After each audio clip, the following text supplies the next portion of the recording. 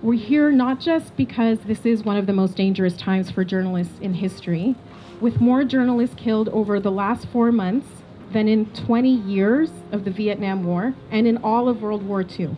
But also because even though this has been such an acutely worrying time for us journalists, the response from the wider journalistic community has largely been one of silence. And I'd like us to ask why that is. On the banner are 98 names, each one representing a journalist. The majority of the names on this list are Palestinian. Of course, we can't forget the 3 journalists who were killed in Lebanon and the 4 Israeli journalists killed on October 7th during Hamas's attack. Yaniv was AP's eyes and ears in southern Israel.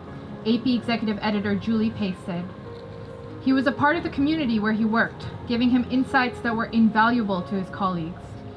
What we've seen unfold against journalists in the last 4 months isn't new, isn't isolated. In May of 2022, Shireen Abu Akleh, a Palestinian journalist working for Al Jazeera, was killed by an Israeli sniper. We call for justice for Shireen and all the journalists killed in Palestine for exercising their right to press and for simply reporting the truth. Journalism is not a crime, but killing journalists is, and it is long overdue for Israel to be held accountable. It should not be controversial or cost us our jobs or our livelihoods to say we deserve the right to do our lifelong work of documenting, telling stories, and communicating to the world without fear of death. I'd ask you to imagine, as you look around here today, what it would look like if 10% of Toronto's media were wiped out in a matter of 4 months, and what our reaction might be if that were the case.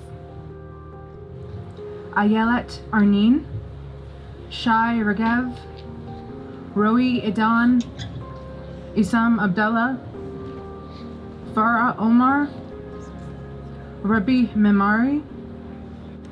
My name is Noor Al-Din Hajjaj. I'm a Palestinian writer. I'm 27 years old, and I have many dreams. I am not a number, and I do not consent to my death being passing news. We hope that in death we can make Noor's dreams come true, that his writings do travel the world, that his death is not passing news, and that he is not just a number. None of the people on this list are.